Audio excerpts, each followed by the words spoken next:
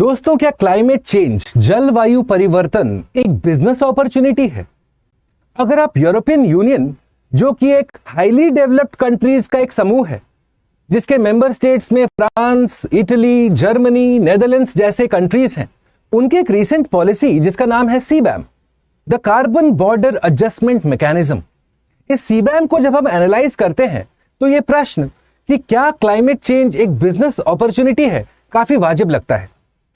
नमस्कार, study IQ की तरफ से मैं हूं भुवन झा और इस डिस्कशन की शुरुआत करते हैं और सबसे पहले समझते हैं कि आखिरकार ये सीबैम है क्या। तो सीबैम का full form carbon border adjustment mechanism. अब ये है क्या? It is a form of tariff, simple शब्दों में। अर्थात फॉर एग्जाम्पल, आप एक स्टील कंपनी चलाते हैं यूरोपियन यूनियन में। अब आप देखते हैं कि इंडिया में यूरोपियन यूनियन के मुकाबले इन्वायरमेंटल रूल्स और रेगुलेशंस हैं कम। तो आप क्या कर रहे हैं? आप अपने कंपनीज को अब शिफ्ट करते हैं यूरोपियन यूनियन से इंडिया की तरफ। यानी कि इसका लॉस किसको हुआ? यूरोपियन यूनियन को, जिसके यहां से मैन्युफैक्चरिंग कंपनीज या प्रोडक्शन वाले कंपनीज बाहर जा रहे थे। कहां जा रहे थे? टू दोज कंट्रीज जहां पे एनवायरमेंटल रूल रेगुलेशन रिलैक्स्ड है। अब यूरोपियन यूनियन ने क्या निजात निकाला कि अगर आप इन कंट्रीज से जहां पे रूल रेगुलेशन रिलैक्स्ड है, वहां से अगर आप कार्बन इंटेंसिव प्रोडक्ट एक्सपोर्ट करते हैं यूरोपियन यूनियन, तो हर टन के ऊपर आपको कुछ एक्स्ट्रा टैक्स देना पड़ेगा और उस टैक्स का नाम दिया गया सीबैम। और कार्बन लीकेज का कॉन्सेप्ट इसके साथ एसोसिएटेड है। कार्बन लीकेज क्या हुआ कि वो सारे कंपनीज जो यूरोपियन यूनियन से शिफ्ट कर रहे थे अपना प्रोडक्शन टू दोज कंट्रीज जहां पे एनवायरमेंटल रूल रेगुलेशन रिलैक्स्ड है, उसको अवॉइड करने के लिए यूरोपियन यूनियन ने सीबैम का निजात किया। अब ये सीबैम आखिरकार किन सेक्टर्स पे लगता है, इस पे थोड़ा गौर कीजिए। आप देखेंगे steel, aluminium, cement, fertilisers, electricity and hydrogen, यानी कि एनर्जी इंटेंसिव सेक्टर्स है ये। इन सेक्टर्स में फॉसिल फ्यूल का ज्यादा यूज होता है। आप देखेंगे ये जो सीबैम है, ये अभी ट्रांजिशन फेज में है। ये कहा जा रहा है कि 2026 से ये टैरिफ लागू हो जाएंगे। फिलहाल के लिए आपको बस इंपोर्ट करते दौरान एक डिक्लेरेशन साइन करना है। तो ये रहा सीबैम का लेखा जोखा। पर जब हम जुडिशरी में या लीगल कॉन्सेप्ट्स में पढ़ते हैं तो एक टॉपिक आता है क्यू बोनो, यानी कि हु बेनिफिट्स। ये जो सीबैम चला रहा है यूरोपियन यूनियन, इससे इसका सबसे बड़ा फायदा किसको पहुंच रहा है? तो ऑब्वियस आंसर है यूरोपियन यूनियन को। पर अब मुद्दा उठता है कि यूरोपियन यूनियन को जो फायदा पहुंच रहा है, क्या वो फायदा बेहतर है या डिजायर्ड है as compared to the loss जो हमारे डेवलपिंग कंट्रीज फेस कर रहे हैं? इसको थोड़ा एनालाइज करने की आवश्यकता है। चलिए सबसे पहले देखते हैं कि how does European Union benefit from CBAM. सबसे पहला point, it prevents carbon leakage. ये जो यूरोपियन यूनियन के कंपनीज अब जा रहे थे अलग अलग देशों में जहां पे उनके environmental standards, rules, regulations relaxed हैं, जिसका सीधा भुगताना पड़ रहा था या खामियाजा भुगतना पड़ रहा था यूरोपियन यूनियन को, अब वो रुक गया, जिसका नाम दिया गया है कार्बन लीकेज। तो फायदा उठा यूरोपियन यूनियन को। दूसरा रीजन अगर हम देखेंगे, इट इनकरेजेस डीकार्बोनाइजेशन। डीकार्बोनाइजेशन क्या होता है दोस्तों? जब आप फॉसिल फ्यूल के यूज से हट के चले जाते हैं और रिन्यूएबल सोर्सेज ऑफ एनर्जी को यूज करते हैं, ग्रीन टेक्नोलॉजीज को यूज करते हैं, तो आप देखते हैं कि यूरोपियन यूनियन का सीबैम हमारे डीकार्बोनाइजेशन गोल्स को भी एक तरीके से सप्लीमेंट करता है। थर्ड बेनिफिट जो यूरोपियन यूनियन को मिलता है, रेवेन्यू जनरेशन। आप पर टन एक पर्टिकुलर अमाउंट डिपॉजिट कर रहे हैं, तो ये पूरा जो है कि आप जितना इंपोर्ट करेंगे यूरोपियन यूनियन के अंदर, या as a producer in India मैं जितना एक्सपोर्ट करूंगा यूरोपियन यूनियन पे, अब ये मेरे लिए उतना ही एक्सपेंसिव बन गया। पर जो मैं टैक्स भर रहा हूं वो किसको मिल रहा है? यूरोपियन यूनियन को। उनके लिए एक सोर्स ऑफ रेवेन्यू बन गया। इसीलिए हमने कहा था, क्या क्लाइमेट चेंज एक बिजनेस अपॉर्चुनिटी है? अगर आप यूरोपियन यूनियन की इस पॉलिसी को देखेंगे तो शायद वैसा लगना शुरू हो जाएगा। तो हम देखते हैं कि यहां पे यूरोपियन यूनियन को फायदा होता है। नाउ अब यह समझने की आवश्यकता है कि यूरोपियन यूनियन को जो फायदा होता है वो तो होता है, ये डेवलपिंग कंट्रीज को कैसे अफेक्ट कर रहा है, कॉज और इंपैक्ट एनालिसिस समझने की आवश्यकता है। Let's look at the developing countries now. पहला, उनके ऊपर है इकोनॉमिक बर्डन, यानी कि फॉर एग्जाम्पल कंसिडर करिए इंडिया का एग्जाम्पल। आप एक स्टील कंपनी चलाते हैं इंडिया में, आप एक्सपोर्ट करना चाहते हैं यूरोपियन यूनियन पे। Now as compare to a steel producer for example जो फ्रांस या जर्मनी में है, जिसको कि अब नहीं देना पड़ रहा है सीबैम पर आपको देना पड़ रहा है, यानी कि this becomes an economic burden. आपके कॉस्ट्स इंक्रीज होंगे, आपका कॉम्पिटिटिवनेस घटेगा। और यही है दूसरा पॉइंट, आपको मिलता है रिड्यूस्ड मार्केट एक्सेस। अब क्योंकि आपके पास सक्षमता होनी चाहिए वो पर टन जो टैरिफ भरना है, अगर आप नहीं भर सकते तो क्या आप कंपीट कर पाएंगे मार्केट में? जी नहीं। इसीलिए आप देखते हैं कि reduced market access will reduce your competitiveness in the European Union. जो हमारे डेवलपिंग कंट्रीज जिनको कि अब इक्वल तरीके से हमें तौलना चाहिए था, वो नहीं हो रहा है दोस्तों। तीसरा देखिए, टेक्नोलॉजी गैप। आखिरकार इंडस्ट्रियल रेवोल्यूशन आया किधर? वेस्टर्न कंट्रीज में, यूरोप में, जिसके चलते उनका एक पॉलिटिकल ऑर्डर एस्टैब्लिश हुआ जिसका नाम हमने दिया कॉलोनियलिज्म। उस कॉलोनियलिज्म के चलते डेवलपिंग कंट्रीज को एक्सप्लॉइट किया गया। इंडिया ने जो वर्ल्ड वॉर में एफर्ट डाला है, हम काफी दफा उसको बस लोगों तक सीमित रखते हैं। एनवायरमेंट के पर्सपेक्टिव से देखेंगे, वर्ल्ड वॉर के दौरान कितने ही डिफॉरेस्टेशन हुए, कितना ही रिसोर्स एक्सप्लॉइटेशन और एक्सट्रैक्शन हुआ, जिसके चलते आज क्या हम एक सिमिलर पायदान पे हैं यूरोपियन यूनियन के साथ? जी नहीं।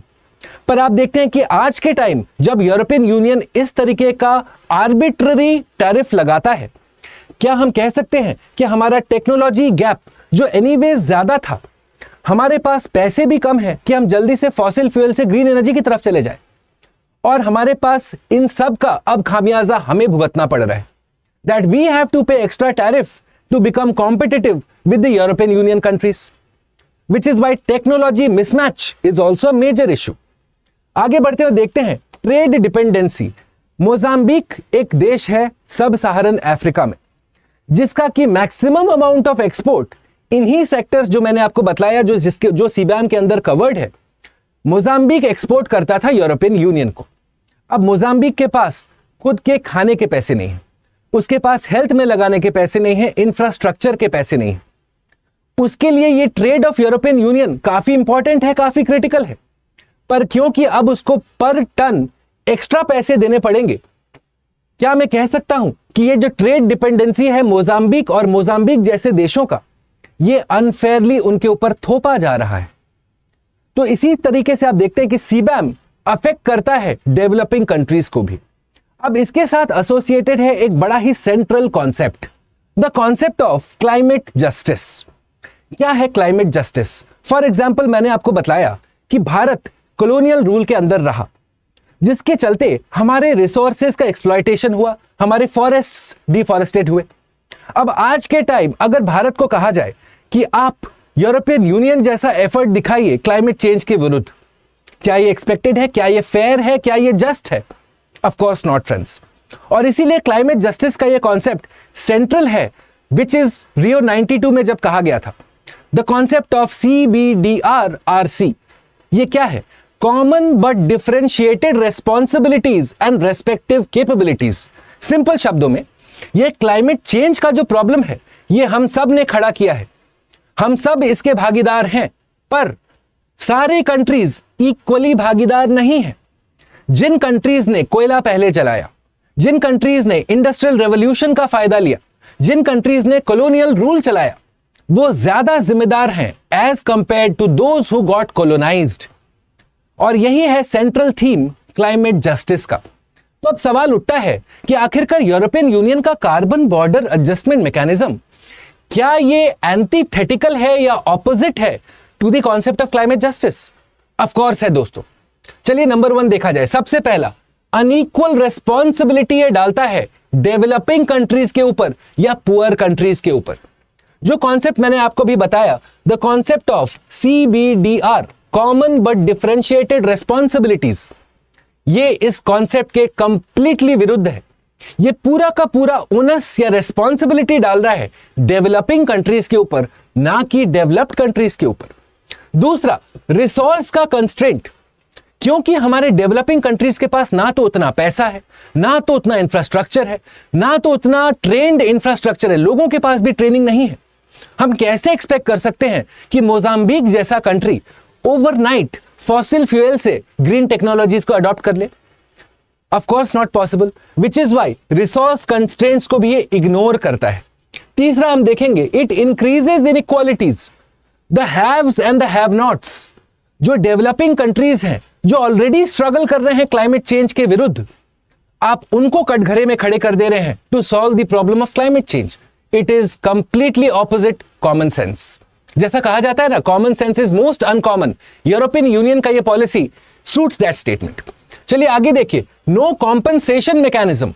अब मुद्दा उठता है, यूरोपियन यूनियन जो टैक्स उठा रहा है पर टन इंपोर्ट का, अगर ये पैसा वापस आप लगाते उन्हीं डेवलपिंग कंट्रीज में ताकि वो फॉसिल फ्यूल से ग्रीन टेक्नोलॉजीज की तरफ ट्रांजिशन कर सकें, तब किसी को कोई प्रॉब्लम नहीं था दोस्तों। पर यूरोपियन यूनियन जो टैक्स उठाएगा वो अपने ट्रेजरी में रखेगा, वो अपने क्लाइमेट एम्बिशंस को रीच करने के लिए पैसा लगाएगा, ना कि सपोर्ट करने के लिए उन कंट्रीज को जिनके पास वो सक्षमता ही नहीं है कि वो ग्रीन टेक्नोलॉजीज को अडॉप्ट कर सके। इसीलिए it is completely submitted before my dear audience कि ये जो पर्टिकुलर पॉलिसी है यूरोपियन यूनियन का कार्बन बॉर्डर एडजस्टमेंट मैकेनिज्म, ये ना सिर्फ अनफेयर है, ना सिर्फ अनजस्ट है, but it is opposite the principles of climate justice. और इसीलिए दोस्तों आप देखेंगे आए दिनों इस तरीके के हेडलाइंस आपको देखने को मिलेंगे, जहां पे border adjustment mechanism is arbitrary in nature, ये हमारे फाइनेंस मिनिस्टर कह रही हैं। सिमिलरली आप देखेंगे साउथ अफ्रीका भी इस पर्टिकुलर पॉलिसी को क्रिटिसाइज करता है। और आप देखेंगे कि हाल फिलहाल में जो इंटरनेशनल कोर्ट ऑफ जस्टिस में हियरिंग हुआ alliance of small island states का, जिन छोटे छोटे द्वीपों का अब वजूद कटघरे में खड़ा है due to sea level rise, वहां पे भी इस बात पे चर्चा की गई थी that the developed nations are using climate crisis for profit. For example, एक और सिंपल सा केस स्टडी मैं आपको बतलाता हूं। ये जो हम स्टेटमेंट डिस्कस कर रहे हैं आज कि क्या डेवलप्ड कंट्रीज जलवायु परिवर्तन को एक बिजनेस अपॉर्चुनिटी देखती हैं, क्या आपको पता है कुछ साल पहले मोजाम्बिक में एक साइक्लोन आता है। अब मोजाम्बिक सब सहारन कंट्री, खुद के पास पैसे नहीं है। मोजाम्बिक जाता है इंटरनेशनल मॉनेटरी फंड के पास और वो मांगता है पैसे टू रिकंस्ट्रक्ट, जो भी डैमेज हुआ उसके लिए रिकंस्ट्रक्शन के लिए पैसे मांगता है वो। आईएमएफ पलट के कहता है कि हम आपको लोन देंगे, ग्रांट नहीं। जिनको नहीं पता है मैं जल्दी से बतला दूं, लोन आपको वापस करना होता है, उस पे एक रेट ऑफ इंटरेस्ट लगता है। ग्रांट को वापस करने का कोई सीन नहीं। काफी क्रिटिसिज्म हुआ आईएमएफ के इस डिसीजन का कि मोजाम्बिक जिसके पास खुद पैसे नहीं है, आप उसको एक हाई रेट ऑफ इंटरेस्ट पे लोन दे रहे हैं। काफी निंदा होने के बाद आईएमएफ फिर भी टस से मस नहीं हुआ। आईएमएफ इंटरनेशनल मॉनेटरी फंड ने घूम के कहा कि हम आपको 0% रेट ऑफ इंटरेस्ट पे लोन देंगे, ग्रांट नहीं देंगे। यानी कि जो कंट्री के पास खुद पैसे नहीं है, आप खुद बताइए क्या वो वापस कर पाएगा ये लोन? क्या हम कह सकते हैं कि हमारे जो वेस्टर्न कंट्रीज है या वेस्टर्न मल्टीलैटरल इंस्टीट्यूशंस हैं, इनका भागीदारी है, they are complicit in the debt trapping of poor countries. और सीबैम भी इसी दिशा में एक और स्टेप देखा जा रहा है। आई होप ये डिस्कशन आपको समझ में आया, आप सीख पाए इस मौके को, इस पूरे टॉपिक को इस गहराई से जो हमें समझने की आवश्यकता है सिविल सर्विसेज के पॉइंट ऑफ व्यू से। इस डिस्कशन का पूरा पीडीएफ मैं अपलोड कर दूंगा मेरे टेलीग्राम चैनल पे दोस्तों।